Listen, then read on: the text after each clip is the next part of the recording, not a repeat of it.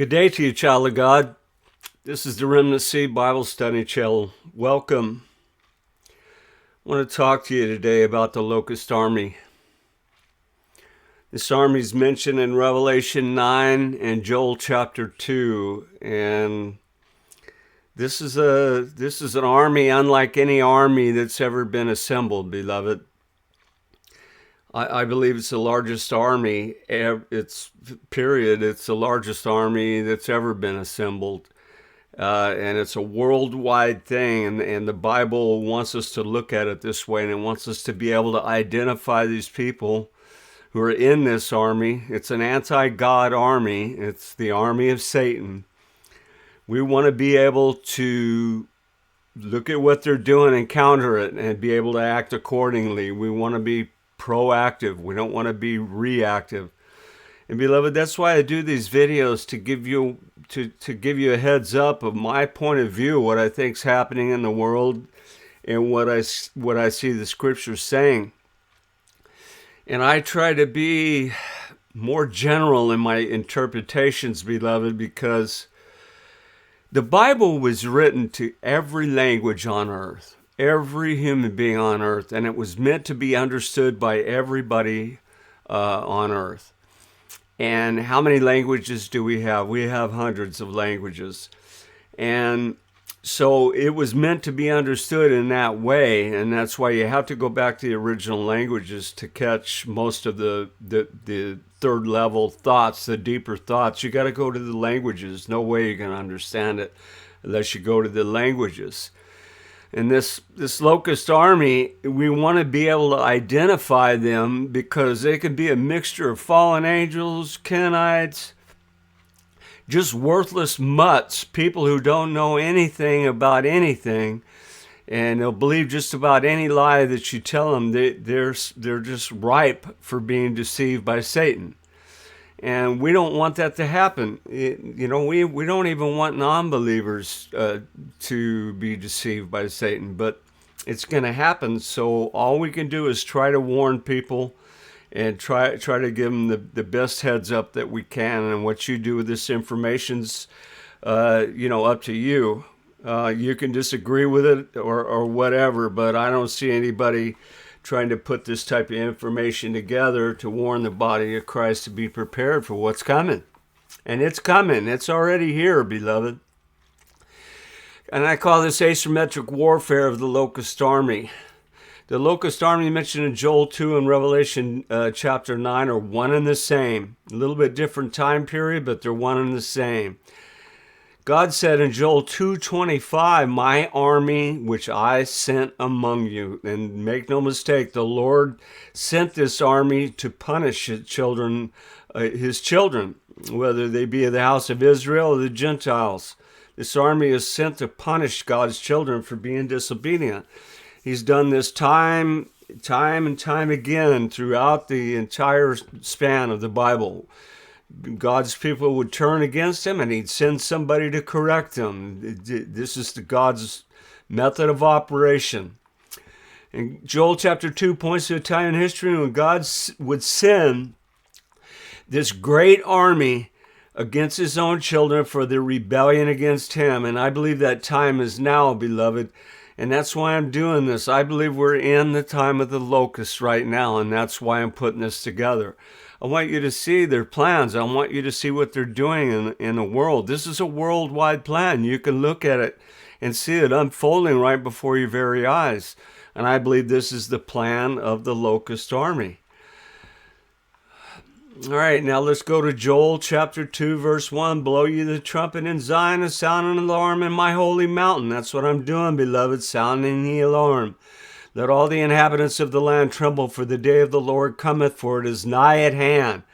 Now here we got the stage set for the entire chapter of Joel chapter 2. This is the subject. For the day of the Lord cometh, for it is nigh at hand. And this means this is the second coming. In other words, it's the final countdown to the second coming of Christ. And the subject of Joel 2 is to warn us about this great army that would gather together in the end times, and it is gathering as we speak, beloved. The identity and method of operation of this great army is described in both Joel 2 and Revelation 9, and also Daniel 9:27 as the people of the prince. We can see this army at work all over the world as they have swarmed multiple nations using this same battle tactic. This type of warfare has never been waged on a worldwide scale like this, beloved. And that's why I believe this is the end times Locust Army. Excuse me, beloved. They come in as refugees, but in reality they are soldiers. They take over a nation, neighborhood by neighborhood, stripping the culture and heritage away from the nations they invade, just as the locust does to the landscape. Their intent is to destroy within and strip a nation of its heritage and culture and erase it from memory. And the Locust Army wants to assimilate all of mankind into one culture, a culture of death and bondage. Make no mistake about it, this is the goal of the Locust Army, beloved, a one world government. This war is worldwide, and this is why I believe we're in this time of the locust right now, beloved. I'm going to keep repeating this. This is taking place in the UK, Germany, Italy, Spain, the Netherlands, Denmark, and many other nations. And they tried to do it here in the USA as well. And I believe Revelation 9 is speaking about the last 5 months of this battle, which could be years away or it could be tomorrow, beloved, when it starts. We're right on the verge of this whole thing unfolding. The subject of all of Joel 2 is the time leading up to the Lord's Day, which is the seventh trump, and it's the end of this age. And that is the subject of Joel 2, beloved. We're told of this so great a people that would emerge at a time before the end below, and their leader is Apollyon and Abaddon, and that is Satan himself, beloved. He is in control of this locust army. He is the king. A day of darkness, a day of gloominess. Okay, now we go to verse 2 of Joel 2. A day of darkness, a day of gloominess, a day of clouds and of thick darkness, as the morning spread upon a mountain, like a great people and a strong. There hath not ever been ever the like, neither shall any more after it, even to the years of many generations. This is telling you that this is the greatest army ever assembled of all generations. And beloved, I don't understand why nobody has tried to identify this army and has not been able to put together the fact that this is a movement all over the world to take over the world, to bring in a new world order. It's plain as day to me, beloved. All right, let's go to the... All right, now this verse above describes the locust army. And below is a description of what they do to nations, cultures, and the heritage of people all over the world. Okay, and this is what they do when they come into a nation, beloved. This is the description of their method of operation, their battle plans. A fire devoureth before them and behind them. A flame burneth. The land is as the Garden of Eden before them, and behind them a desolate wilderness. It's exactly what they do. They turn a country into a desolate wilderness, beloved. This is the goal. And then they can change it into the New World Order. Yeah, nothing shall escape them. Remember that, beloved. You can fight with them, but you're not going to escape this. There's no rapture going to come and save you. The appearance of them is the appearance of horses. Okay, now this is saying this is describing a battle, some type of a machine, beloved. The appearance of horses. Horses are always symbolic for machinery or power or weapons. And as horsemen, so shall they run. Like the noise of chariots on the top of mountains. This is describing a jet or a helicopter or something that's flying, beloved. And this is how it's explained. Okay? And shall they leap like the noise of a flame of a fire that devoureth the stubble, as a strong people set in battle array. Make no mistake, beloved, we are in a war with the locust army right now. Before the face of people shall be much pain, all faces shall gather blackness. In other words, this army is so scary, everybody turns pale and is about to pass out because it's so scary. Okay, that's what all faces shall gather blackness. And this is a very scary army, beloved, and some people won't even see it being assembled, and they're just going to let it run right over them. All right, but God has called watchmen to warn you of this, beloved. All three verses above are speaking about the weapons of a great army that is feared by its adversaries. And now let's go over the characteristics of this great army in Joel chapter 2. There's different segments of this chapter describe this locust army to you. And they shall run like mighty men. They shall climb the wall like men of war. And they shall march everyone in his ways, and they shall not break ranks. This describes an army, beloved, with discipline. Neither shall one thrust another. Shall they walk every one in his path, and when they fall upon the sword, they shall not be wounded. In other words, there's going to be so many of them, you won't be able to count them, and one falls on the sword, there'll be another one to replace them. Okay, and they walk in their path means they follow orders. This is a well-organized army, and they are here to take you out. They shall run to and fro in the city, and they shall run upon the wall, and they shall climb up upon the houses, and they shall enter in at the windows like a thief. What comes through your window into your house, beloved? The boob tube, the internet, all the things of the world just come right in your window, and you don't even know it. You're being beat to death by the devil's schemes. Okay? And the earth shall quake before them, and the heavens shall tremble. This is a great army, beloved. And the sun and the moon shall be dark, and the stars shall withdraw their shining. This army is going to be terrible, beloved. And the Lord shall utter his voice before this army, for his camp is very great, for he is strong that executed his word. For the day of the Lord is great and very terrible. Who can abide in it? Speaking about the Lord's day, the seventh trump. Okay, and these people are coming, beloved, being warned over and over again here. And the Lord is telling us below and above, this is his army, and he sent it. He used the locust to describe this great army, and it gives us many clues as to who these people are in this brilliant allegory. The four stages of the locust, or cicada, represent the four stages of the battle plan of the locust army to subvert and take over nations, cultures, and heritage. And it's a blueprint for war, so to speak, beloved. And they eat or devour everything they touch, just as the locust does. They destroy everything, beloved. When a locust gets done with an area, you come back and it's a desolate wilderness, and that's what they want to do to the United States and all these other countries. They want to rip your culture and your heritage away from your nation and make it disappear forever.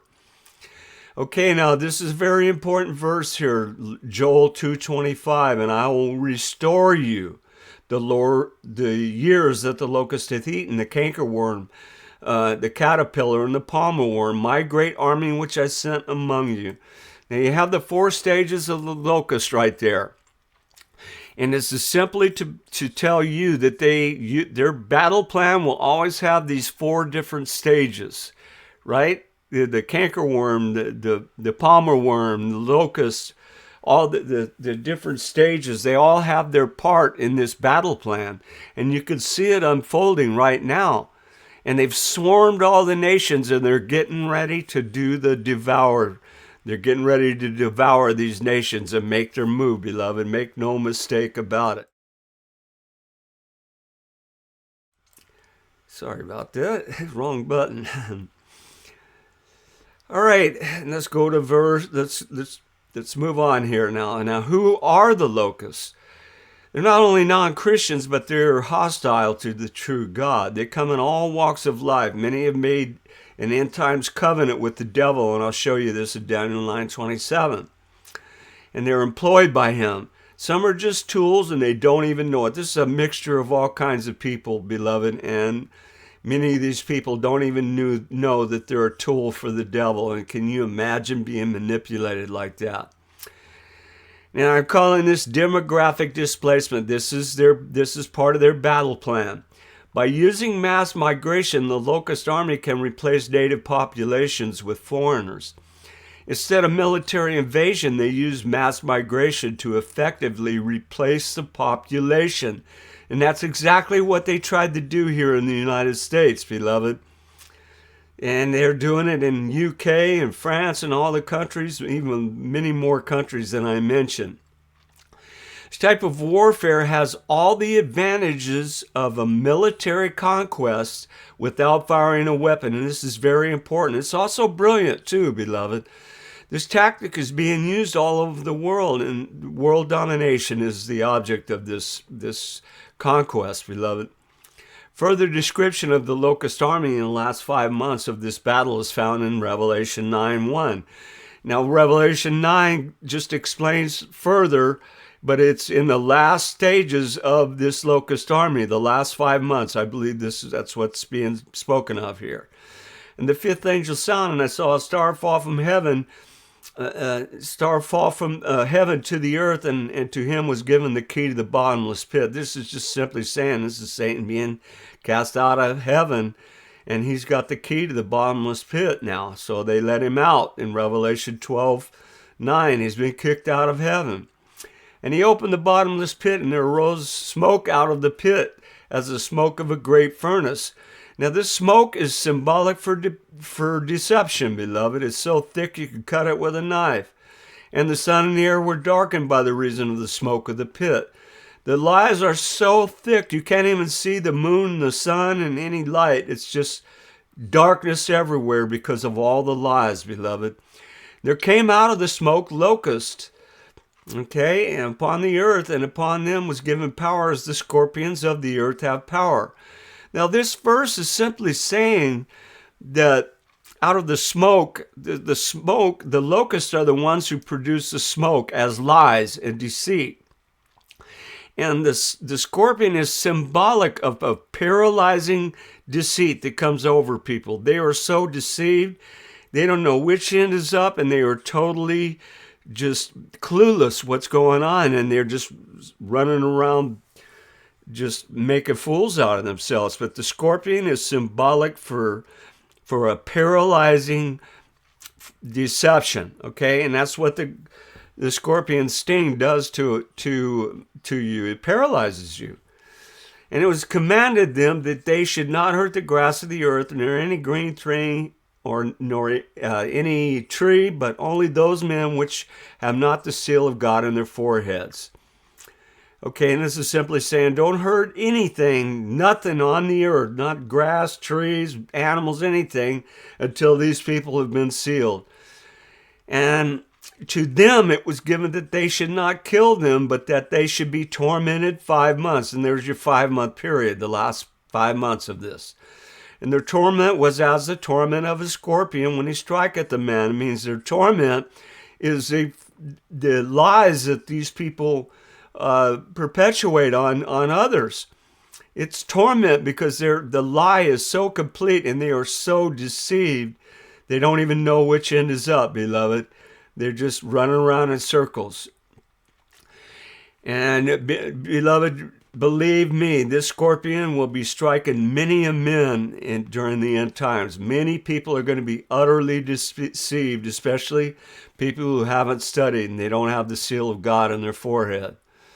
And in those days shall men seek death and shall not find it, and shall desire to die, and death shall flee from them. And the shapes of the locusts were like horses preparing unto battle. Notice the same language as Joel 2. And on their heads were as heads of crown like gold, and their faces were as the faces of men, because they are men. There's your giveaway, beloved. They are men. Spelling it out right there for you, okay? These are men, and they had hair as the hair of women, and their teeth were as the teeth of lions. In other words, they were gentle with lies, but their teeth would just rip people up with deception, out and out deception. They did it with deception and lies and just totally deceiving people. And then they also use the kinetic form of warfare. They just come out and rip people up or blow them up with bombs and stabbings and running over them with vehicles and anything else they could do to cause havoc. This is part of the methodology of the Locust Army. And they had breastplates, as it were breastplates of iron, and the sound of their wings was as the sound of chariots and many horses running to battle. There's the same language again, the chariots running atop the mountaintops. These are war machines, beloved. And they had tails like unto scorpions, and their stings in their tails, and they had power, and their power was to hurt men for 5 months. And they had a king over them, which is the angel of the bottomless pit, whose name in the Hebrew tongue is Abaddon, but in the Greek tongue hath his name Apollyon. And who is the Locust Army, beloved? It's a bunch of mutts and misfits, deceived, devil-worshipping, not very bright people. And you see them marching in the streets with black tactical gear on one day, and the next day they're in a pink tutu. In other words, they're paid actors, beloved. They don't know what sex they are and what bathroom to go to, and they foam at the mouth and have epileptic fits when they disagree with you, beloved. And you see videos of these people in the streets marching and screaming and yelling. They're just like a bunch of zombies, and they just have this blank look on their face, beloved. They're so deceived, and they're deceivers themselves, and they're part of this Locust Army of deception. And they could be wearing robes or suits and ties, but they're all working for Satan. It's the largest army ever assembled, with many strange bedfellows and stragglers. The woke agenda is their manifesto, and it's straight from Satan. Many within the Locust Army are rivals, but they will unite in this final battle. Each faction is using the other in one form or the other to achieve their own agenda. But in the end, they're all going to unite against Christianity, beloved. And here we got Daniel 9:26, and this is, many people misunderstand this verse. And after 62 weeks shall Messiah be cut off. That means Messiah will be killed at this time. Okay, and now we jump 2,000 years ahead, beloved.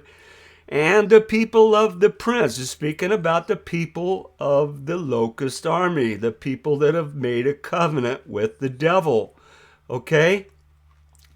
That shall come destroy the city and the sanctuary. The city is the city of God, and the sanctuary are the people of God, where the people of God live in the city. These people, the people of the prince, have come to destroy us. The Locust Army has come to destroy us. These people of the prince and the Locust Army are one and the same, I believe. And the end thereof shall be with the flood, a flood of lies. There again, we got deception. The flood of lies that Satan casts out of his mouth in Revelation 12, okay? We go into the wilderness, and the Mother Earth will help us to escape the deception of Satan. And unto the end of war, desolations are determined. And he shall confirm the covenant with many for 1 week. Now, many people think this covenant is with Israel, but this is the devil making a covenant with people of the earth. And halfway through this week, he's going to break the covenant. But even the 3.5-year period will be shortened to 5 months, as Revelation 9 declares. We just got through covering it, beloved. All right, and he shall cause the sacrifice and the oblation to cease. For the overspreading of abominations he shall make it desolate, even unto the consummation. And that determined shall be poured upon the desolate. And that's the end of this, beloved. That's the end. The abomination of desolation will set in the holy place and claim to be God, and he is the ruler of the Locust Army. So there you have it, beloved. Be warned, be aware, be ready. Keep your situational awareness up right now. We're going through this stupid march this weekend. These bunch of knuckleheads are they call it No King Day. What an absolute joke our country has become. The rest of the world is watching us as these idiots get up and march for nothing. They're all deceived, and they're trying to deceive you. So anyway, beloved, that's it for this lecture, and I do this because I love you, and we will see you on the next one, beloved.